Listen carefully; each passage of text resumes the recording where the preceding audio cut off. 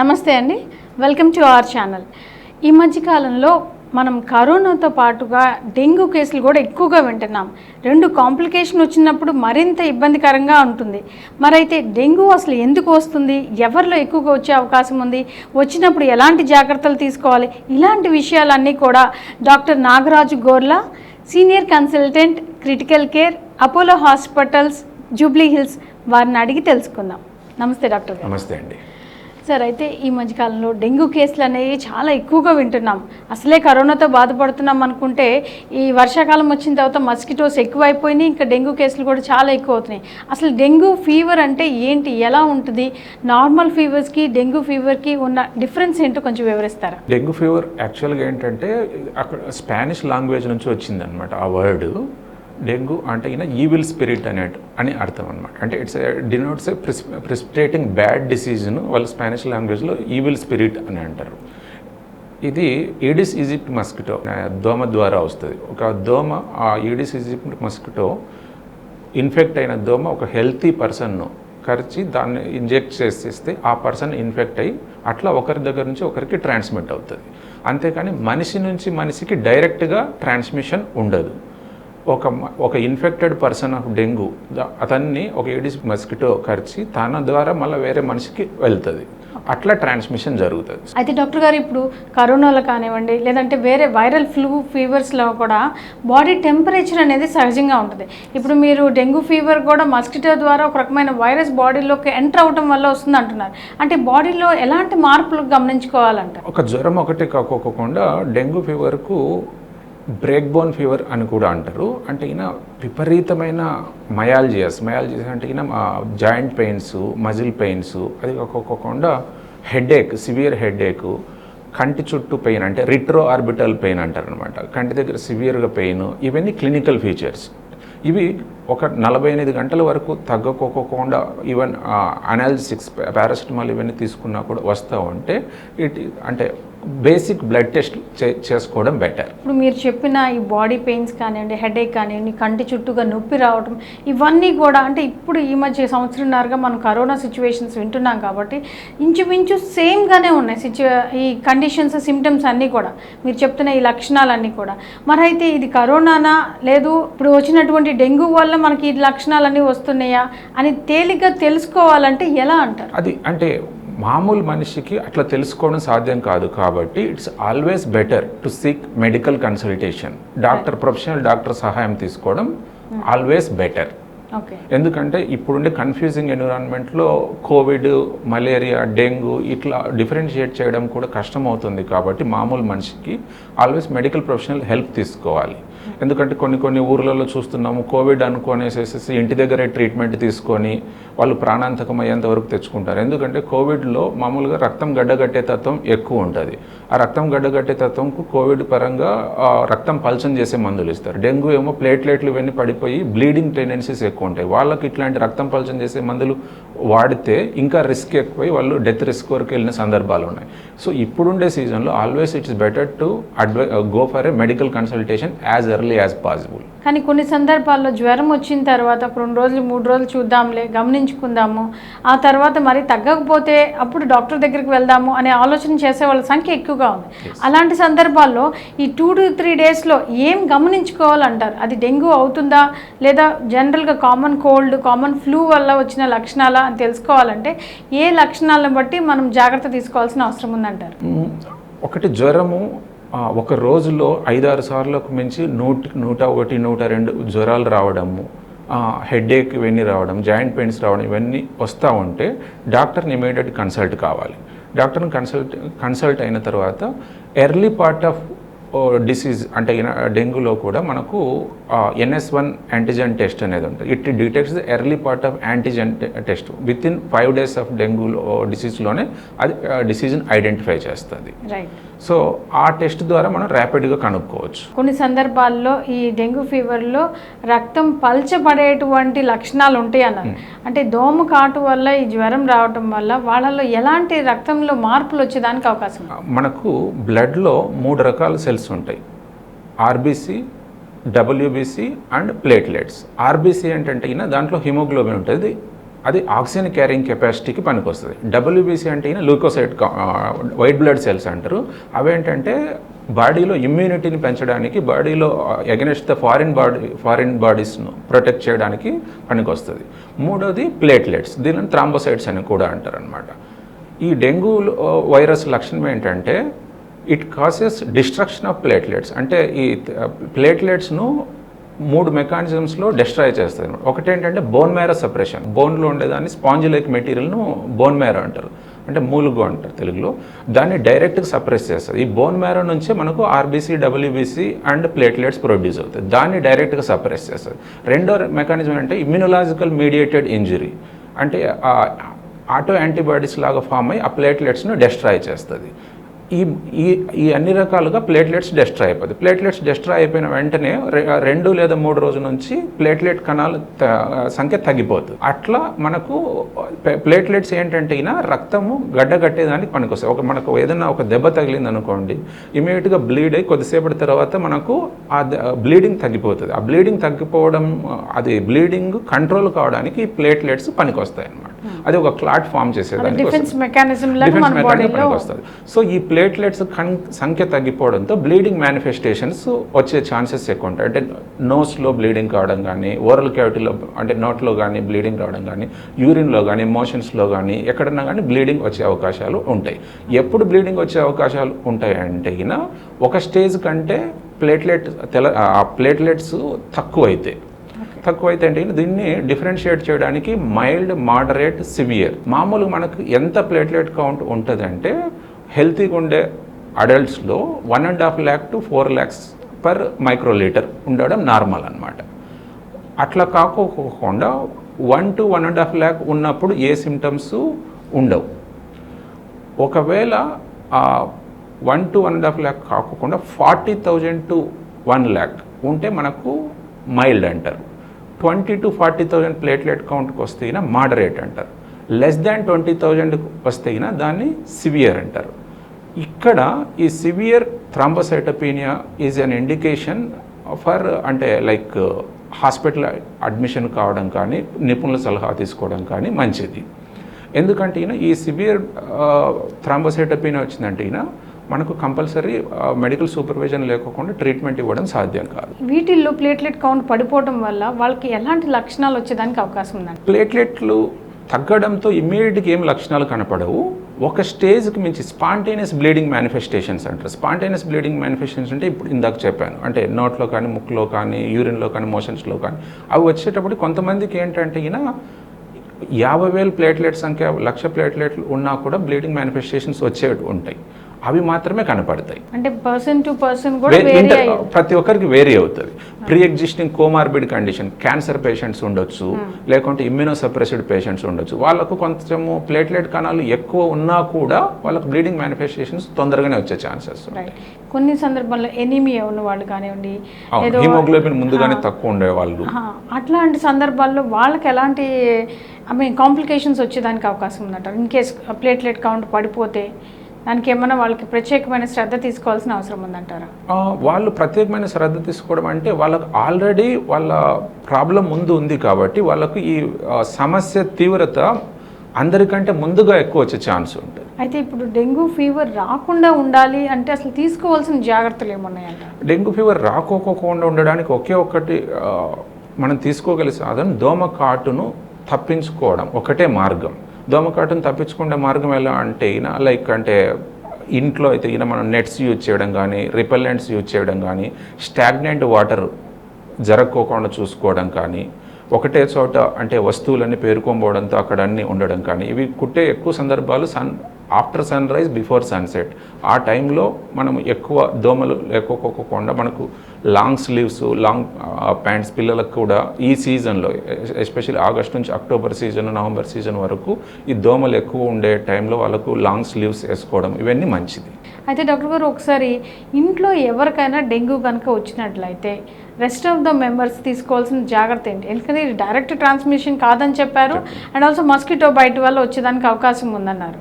So ఇది ఎలా prevent చేసుకోవాలి? సో మస్కిటో బైట్ వచ్చిన పేషెంట్ మిగతా వాళ్ళు హెల్తీగా ఉండి డైరెక్ట్ కమ్యూనికేషన్ లేకపోయినా సరే, కానీ ఆ ఇన్ఫెక్టెడ్ పర్సన్ డెంగ్యూతో పాజిటివ్ అయిన తర్వాత ఆ ఇన్ఫెక్టెడ్ పర్సన్ను వేరే దోమ ద్వారా వీళ్ళకు ఇతన్ని కుట్టి వేరే వాళ్ళని కూడా మళ్ళా కరిచే సందర్భం ఉంది ఫ్యామిలీ మెంబర్స్. కాబట్టి మిగతా వాళ్ళందరూ కూడా జాగ్రత్తలు తీసుకోవడం మంచిది. ఒకటి జాగ్రత్త ఏంటంటే దోమలు కొట్టుకోకుండా చూసుకోవడం ఒకటి జాగ్రత్త. అయితే ఇప్పుడు క్రిటికల్ సిచ్యువేషన్స్లో వెళ్ళిపోయిన వాళ్ళకి, ఎస్పెషల్లీ మీరు ఇందాక చెప్పారు, ఎవరికైతే టెంపరేచర్స్ తగ్గకుండా ఉంటాయో, ఎవరికైతే కాంప్లికేషన్స్ వస్తాయో, బ్లడ్ లాస్ ఉండే సిచ్యువేషన్స్, అలాంటి వాళ్ళు ఒకవేళ హాస్పిటల్కి వస్తే ఎలాంటి ట్రీట్మెంట్ అందుబాటులో ఉందంటారు? డెంగ్యూకు స్పెసిఫిక్ ట్రీట్మెంట్ అంటూ లేదు. యాంటీవైరల్ డ్రగ్స్ డెంగ్యూ కోసం స్పెసిఫిక్గా లేవు. సో ఒకవేళ ఒక మనిషి హాస్పిటల్కి వచ్చినప్పుడు అతనికి సిమ్టమాటిక్ సపోర్టివ్ ట్రీట్మెంట్ అంటే ఏంటంటే, డెంగ్యూ లక్షణం పరంగా ఏమంటే బ్లడ్ వెజల్స్లో మనకు బ్లడ్ వెజల్స్ ఉంటాయి, దాంట్లో నుంచి లీకేజ్ జరుగుతుంది. లీకేజ్ ఏం జరుగుతుంది అంటే ప్లాస్మా అనేది ఉంటుంది. ప్లాస్మా బ్లడ్ వెజల్స్ ఉండే ఛానల్స్ కూడా బయటకు వచ్చేస్తుంది. ప్లాస్మా బయటకు వచ్చేదాన్ని క్యాపిలరీ లీక్ సిండ్రోమ్ అంటారు. ఆ క్యాపిలరీ లీక్ రావడంతో బ్లడ్ సెల్స్ కాన్సన్ట్రేట్ అయిపోతుంది. దాన్ని హీమో కాన్సన్ట్రేషన్ అంటారు. Haemo concentration that is denoted by the value packed cell volume. So ఎవరైతే హాస్పిటలైజ్డ్ అయి ఉంటారో వాళ్ళల్లో మనము రెగ్యులర్గా హీమోగ్లోబిన్, పీసీవీ, ప్లేట్లెట్స్ ఇవి చెక్ చేస్తూ ఉండాలి. పీసీవీ మరీ ఎక్కువైన ప్రమాదమే, మరీ తగ్గిన ప్రమాదమే. పీసీవీ అరౌండ్ మనకు 30 మెయింటైన్ చేయడం ఈ డిసీజ్లో చాలా అవసరం. సో దీంట్లో greater than 20% of the normal value అంటే ఏంటంటే, ఇప్పుడు ప్యాకెట్ సెల్ వాల్యూ మరీ ఎక్కువైతే మనం దాన్ని ఐవి ఫ్లూయిడ్స్ ఇచ్చి వెల్ హైడ్రేట్ చేసేసేసి ఆ పీసీవీని తగ్గించాలి. పీసీవీ వాల్యూ మరీ తగ్గితే కూడా మనకు ప్రమాదం. అప్పుడు మనకు ఏమేమి ప్రాబ్లమ్స్ ఉన్నాయో దానికి తగ్గ ఆ పీసీవీ వాల్యూను పెంచడానికి మనం చర్యలు తీసుకోవాలి.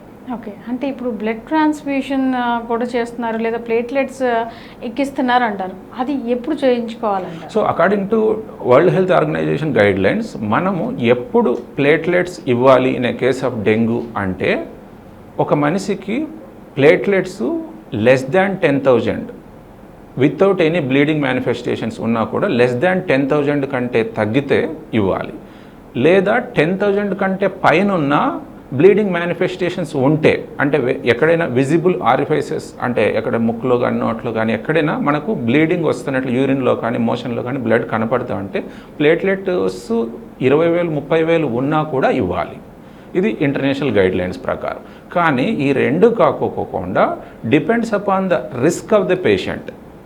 ఆ పేషెంట్కు ఉండే హెల్త్ కండిషన్స్ బట్టి క్యాన్సర్ అయి ఉండొచ్చు, ఇమ్యూనోసప్రెసివ్ అయి ఉండొచ్చు, క్రానికల్లీ అనెమిక్ పేషెంట్ అయి ఉండొచ్చు, డిఫరెంట్ ఇండికేషన్స్ ప్రకారం పర్టికులర్ ఫిజిషియన్ పర్టికులర్ పేషెంట్ను చూసేసి తనకు తానుగా డిసైడ్ చేయాలి. ప్రతిసారి మనం గైడ్ లైన్స్ ప్రకారమే తుచా తప్పకుండా ఫాలో కాలేము. మరైతే కొంతమందిలో బ్లడ్ ట్రాన్స్ఫ్యూషన్ అనేది రోజుకి 3 సార్లు చేశారు, 2 సార్లు చేశారు, లేదంటే కొంతమందికి ఒకసారే పెట్టినా కూడా దే విల్ రివైవ్ అని చెప్తారు.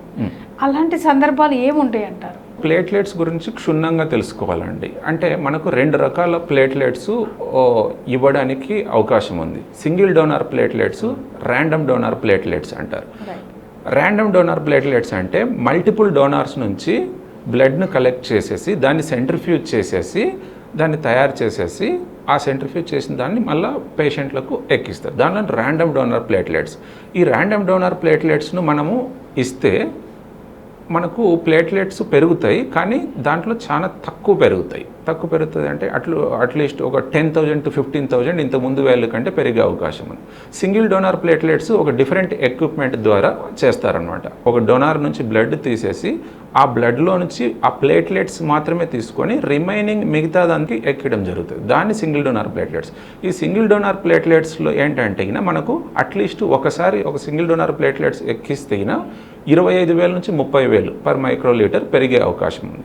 1 single donor platelet is equal to 5 to 6 random donor platelets. కానీ ఈ సింగిల్ డోనార్ ప్లేట్లెట్ ఏంటంటే అన్ని సెటప్స్లో అవైలబిలిటీ ఉండదు. సో మనము ఇట్లా 2 సార్లు 3 సార్లు ఎందుకు ఎక్కువాల్సి వస్తుంది అంటే ర్యాండమ్ డోనార్ ప్లేట్లెట్స్ అయితే ఎక్కువ సార్లు ఎక్కించాల్సిన అవసరం ఉంటుంది. ఈ సింగిల్ డోనార్ ప్లేట్లెట్స్కు ర్యాండమ్ డోనార్ ప్లేట్లెట్కు డిఫరెన్స్ ఏంటంటే, బికాజ్ ఈ random donor platelets multiple donors తీసుకోవడం మూలంగా ఇన్ఫెక్షన్స్ వచ్చే అవకాశాలు ఎక్కువ ఉంటాయి. సింగిల్ డోనార్ ప్లేట్లెట్ ఒకటే మనిషి దగ్గర నుంచి తీసుకోవడం వలన ఇన్ఫెక్షన్స్ వచ్చే రిస్కులు తక్కువ ఉంటాయి. అలా అదొకటే కాకుండా మల్టిపుల్ టైమ్స్ ఇవ్వాల్సిన అవసరం ఉండదు. రైట్. ఒకటి ఏంటంటే మన ఉద్దేశం ప్లేట్లెట్ల నంబర్ను పెంచడం కాదు. అప్పటికప్పుడు బ్లీడింగ్ మేనిఫెస్టేషన్స్ వచ్చినప్పుడు మనం ఈ ప్లేట్లెట్ సహాయం తీసుకొని బ్లీడింగ్ మేనిఫెస్టేషన్స్ కంట్రోల్ అయిన తర్వాత మనం ప్లేట్లెట్లను ఇవ్వాల్సిన అవసరం లేదు. నంబర్ పెంచడానికి మనం ఇవ్వట్లేదు, బ్లీడింగ్ మేనిఫెస్టేషన్ కంట్రోల్ చేయడానికి మాత్రమే వాడుతున్నాం. అంటే కొన్నిసార్లు ఏమవుతుందంటే మాకు తక్కువ మాకు ఇవ్వండి అనేసి పేషెంట్స్ అడుగుతూ ఉంటారు. అట్లా ఇవ్వరు ప్లేట్లెట్స్ అనవసరంగా ఇవ్వడం వలన కూడా సమస్యలు వస్తాయి. అంటే transfusion related acute lung injury, trolley అంటారు అనమాట. Multiple blood transfusions, platelet transfusion అనవసరంగా ఇవ్వడం వలన కూడా ఊపిరితిత్తుల మీద ఎఫెక్ట్ పడి దాన్ని transfusion related acute lung injury అంటారు. మీరు చెప్పినట్లు డెంగ్యూ ఫీవర్లో కనుక లక్షణాలు కనిపించి లేదు ఇంత బ్లడ్ లాస్ కనుక ఉన్నట్లయితే లేదు ప్లేట్లెట్ కౌంట్ తక్కువ అయిపోయిన వాళ్ళకి బ్లడ్ ట్రాన్స్ఫ్యూజన్ చేస్తా అని చెప్తున్నారు. మరైతే తర్వాత వాళ్ళల్లో ఎలాంటి జాగ్రత్తలు తీసుకోవాలంటారు? హెల్దీ కండిషన్స్ రావాలి అంటే మీ మెయింటెనెన్స్ ఏముండాలి అంటారు? అతనికి సిమ్టమ్స్ పరంగా ఏమేమి సమస్యలు ఉన్నాయో అవి బ్లీడింగ్ మేనిఫెస్టేషన్స్ ఉంటే ప్లేట్లెట్ ట్రాన్స్ఫ్యూజన్స్ ఇస్తున్నాం. మెయిన్ ఏంటంటే వీళ్ళల్లో హైపోటెన్షన్స్, బీపీ లో అయ్యే ఛాన్సెస్ ఉంటాయి because of the capillary leak. ఆ క్యాపిలరీ లీక్లో హైపోటెన్షన్ వస్తుంది కాబట్టి ఫ్లూయిడ్స్ అడిక్వేట్గా ఇవ్వాలి. నాలుక డ్రై కాకుండా చూసుకోవాలి. అడిక్వేట్ యూరిన్ అవుట్పుట్ వస్తుందా లేదా చూసుకోవాలి. అంటే ఇవన్నీ బాగా వస్తున్నాయి అంటే హైడ్రేషన్ ఉంది అని అర్థం. ఒకవేళ బీపీలు మనం పల్స్లు ఇవన్నీ బీపీ నార్మల్గా ఉండడం చూసుకోవడం, ఇవన్నీ ఐ ఫ్లూయిడ్స్ ద్వారా అడిక్వేట్ హైడ్రేషన్ మెయింటైన్ చేయడం, ఇవన్నీ మెయింటైన్ చేస్తాం. అంటే క్రిటికల్ కేర్ మేనేజ్మెంట్గా ఒక పేషెంట్ ఐసీయూలోకి ఎప్పుడు వెళ్ళాల్సిన అవసరం ఉంటుంది అంటారు? సో సివియర్ డెంగ్యూ ఉండే అందరు పేషెంట్స్ ఐసీయూలో మేనేజ్ చేయాలి. అంటే ఒక పేషెంట్ను హాస్పిటల్ తీసుకొని వచ్చాం, ఫస్ట్ స్టేబుల్గా ఉన్నాడు, వార్డులో ఉన్నాడు, అతనికి ఉన్నటువంటి సివియర్ అబ్డామినల్ పెయిన్ వచ్చింది, లేదా బ్రెత్లెస్నెస్ వచ్చింది, లేదా మల్టిపుల్ వామిటింగ్స్ అయినాయి, లేదా లూజ్ మోషన్స్ వచ్చినాయి, దాంట్లో బ్లడ్ కనపడతా ఉంది, అండ్ తనకు బీపీలు తగ్గడం, పల్సులు పెరగడం, ఆయాసం కావడము, ఆక్సిజన్ రిక్వైర్మెంట్ 6 లీటర్స్ కంటే ఎక్కువ అవసరం రావడం, ఇవన్నీ సందర్భాలలో మనం పేషెంట్ను ఐసీయూలోకి తీసుకోవడం. సో హిమోడైనమిక్ అన్స్టేబిలిటీ, బీపీలు అప్ అండ్ లో కావడము, పల్స్లు పెరగడము, ఆయాసం రావడము, ఇట్లాంటి పరిస్థితులలో మనం ఐసీయూ సహాయం తీసుకోవడం జరుగుతుంది. అంటే చాలామంది అసలు డెంగ్యూ ఫీవరా లేదా మామూలు జ్వరమా అని తెలియకోకుండానే చాలా రోజుల పాటు ఇంట్లోనే ఉంటారు. చూద్దాంలే ఏం జరుగుతుందో, 2 రోజులు పోయిన తర్వాత 3 రోజులు వెళ్ళిన తర్వాత అని. అంటే అసలు ఏ పేషెంట్ని డైరెక్ట్గా ఐసీయూలోకి అడ్మిట్ చేసుకుంటారు? ఒక పేషెంట్కు డైరెక్ట్ ఐసీయూ అడ్మిషన్ అనేది యూజువల్గా ఉండదు. ఎలెక్టివ్ అడ్మిషన్ అనేది ఐసీయూకు ఉండదు.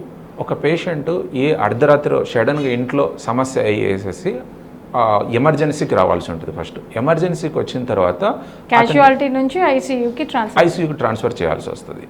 డైరెక్ట్ అడ్మిషన్ టు ఐసీయూ అనేది అన్లెస్ ఎమర్జెన్సీ అయితే తప్పితే జరగదు. వార్డ్స్ నుంచి సడన్గా బ్యాడ్ కావడంతో ఐసీయూకి రావడం కానీ, ఎమర్జెన్సీకి వచ్చి ఐసీయూకి రావాల్సి ఉంటుంది. కానీ డైరెక్ట్గా ఐసీయూ అడ్మిషన్ అనేది from the home to ICU జరగదు. So in case emergency casualty వార్డుకి వచ్చినప్పుడు వాళ్ళకి ఎలాంటి చికిత్స చేయించుకోవాల్సిన అవసరం ఉంటుంది అంటారు? ఫస్ట్ వాళ్ళను హైడ్రేషన్ మెయింటైన్ చేస్తూ, ఐ ఫ్లూయిడ్స్ ఇవన్నీ ఇస్తూ, వాళ్ళను హిమోడైనమిక్గా స్టేబుల్గా చేసి, వాళ్ళను మల్టీ ఆర్గాన్ డిస్ఫంక్షన్ ఇట్లాంటివి ఉండే వాళ్ళను ఆ ఎమర్జెన్సీలో మనకు అంటే హీమోడైనమిక్ మానిటరింగ్ అవసరం అవుతుంది. అంటే ఆర్టీ లైన్ పెట్టాలి, సెంటర్ లైన్ పెట్టాలి, కంటిన్యూస్ మానిటరింగ్ అవసరం ఉంటుంది.